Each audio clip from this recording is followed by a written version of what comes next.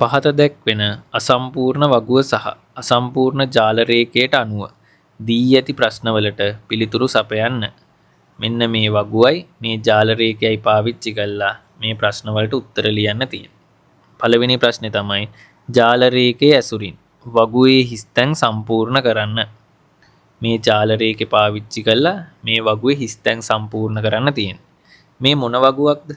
මේ ඇවිල්ලා සමූහිත සංඛ්‍යාත ව්‍යාප්තියක්. මේ තියෙන්නේ ඔය සමූහිත සංඛ්‍යාත ව්‍යාප්තිය පාවිච්චි කරලා ඇඳපු ජාල රේඛය. සමූහිත සංඛ්‍යාත ව්‍යාප්තියකින් ජාල රේඛයක් අඳිනකොට පළවෙනියට බලනවා අපි ඒ සමූහිත සංඛ්‍යාත ව්‍යාප්තියේ පන්ති ප්‍රාන්තරවල හිඩැස් තියනවාද කියලා. මොකද්ද හිඩැස් තියනවා කියන්නේ? පන්ති ප්‍රාන්තරයක් ඉවර වෙච්ච තැනින් ඊගාව එක පටන් අරන්ද? එකක් ඉවර වෙච්ච තැනින් ඊගාව එක පටන් අරන්ද කියන එක. දැන් මේක එහෙම වෙලා 20න් ඉවර වෙලා 20න් පටන් අරන් 30න් ඉවර වෙලා 30න් පටන් අරන්. එහෙම ප්‍රශ්නයක් නැහැ. ඊගාවට අපි බලනවා පන්ති ප්‍රාන්තරවල තරම. හිඩැස් නැත්තම් තරම හොයන්නේ කොහොමද? ඉහළ සීමාවෙන් පහළ සීමාව අඩු කරලා. එතකොට පළවෙනි එකේ 20න් 10ක් අඩු කරලා 10යි. දෙවෙනි එකේ 30න් 20ක් අඩු කරලා 10යි. තුන්වෙනි එකේ 50න් 30ක් අඩු කරලා 20යි. දැන් මේ තරමවල ටික හොයාගත්තාම මෙතන තියෙනවා ලස්සන වැඩක්. පොඩිම තරම විදිහට අගය 10 ලැබිලා තියෙනවා. 10 නොවන කෙනෙක් ඉන්නවා. එයා 20යි. එතනදී එයාගේ අගය පොඩිම තරම වගේ දෙගුණයක්. ඒ කියන්නේ 10 වගේ දෙගුණයක්. ඒකත් වැදගත් මේ වැඩේට. ඊගාවට සමූහිත සංඛ්‍යාත ව්‍යාප්තියකින් ජාල රේඛයක් අඳිද්දී පළවෙනියටම තියෙන වැදගත් තියරිය තමයි පොඩිම තරම තියෙන පන්ති ප්‍රාන්තරයක දත්ත ගණන ඒ පන්ති ප්‍රාන්තරයට අඳින ස්තම්භයේ උසට සමානයි. දැන් මේක පොඩිම තරම තියෙන පන්ති ප්‍රාන්තරයක්. මේකේ තියෙන දත්ත ගාන මේ පන්ති ප්‍රාන්තරයට අඳින ස්තම්භයේ උසට සමානයි.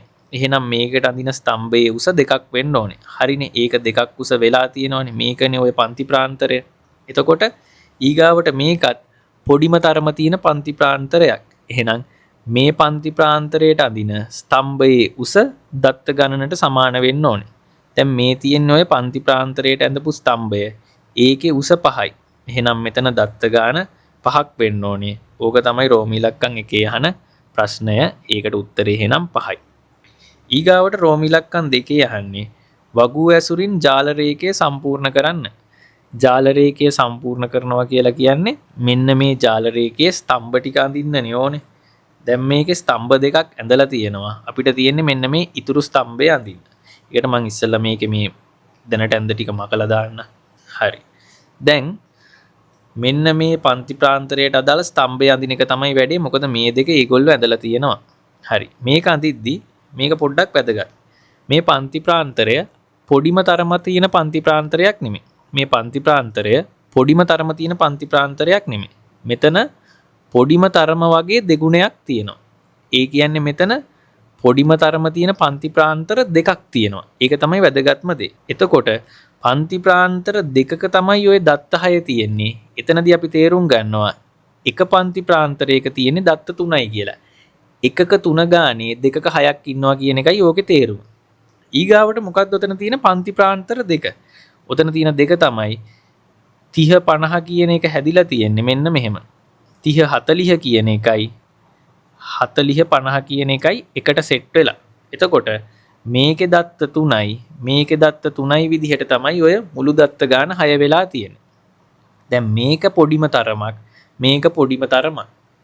අපි දන්නවා තියරියක් පොඩිම තරම තියෙන පන්ති ප්‍රාන්තරයක ස්තම්භයේ උස දත්ත ගානට සමානයි. එහෙනම් මේකේ ස්තම්භයේ උස 3ක් වෙන්න ඕනේ. මොකද මේකේ දත්ත 3යි නම් මේකේ ස්තම්භයේ උස 3ක් වෙන්න ඕනේ. එහෙනම් 30 40 ස්තම්භයේ උස 3ක් වෙන්න ඕනේ.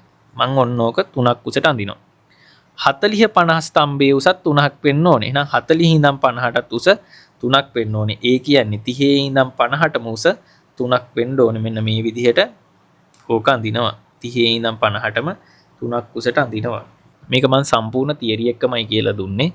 මේක කටපාඩමක් විදිහට කරද්දි කට්ටිය කරන්නේ පොඩිම තරම වගේ කීයක්ද කියලා පන්ති ප්‍රාන්තරය දැනගත්තට පස්සේ දත්ත ගාන එකකින් බෙදනවා. එතකොට 6 දෙකින් බෙදනවා. එතකොට අගේ 3යි. එහෙනම් මේ පන්ති ප්‍රාන්තරයම 3ක් උසට අඳිනවා. මම මෙතනදී පොඩ්ඩක් වෙලාව අරගෙන මේක ඇතුලේ තියෙන තියරියත් එක්ක ගෙවුවා. මේක සරලව කරනවා නම් ඊට පස්සේ කරන්න ඕනේ පොඩිම තරම වගේ කීප ගුණයක් වෙන පන්ති ප්‍රාන්තරයක් දැක්කහම ඒකේ දත්ත ගාන ඒ කී ගුණයෙන්ද කියන එකෙන් බෙදන්න. දැන් මේකේ දෙගුණයක්නේ. එහෙනම් දත්ත ගාන දෙකෙන් බෙදනවා. එතකොට අපිට ලැබෙනවා ස්තම්භය අඳිද්දී මොන උසටද අඳින්න ඕනේ කියලා. ඕක තමයි යට අදහස. මම මේ තියරි එක්කම කියලා දුන්න එක කරේ.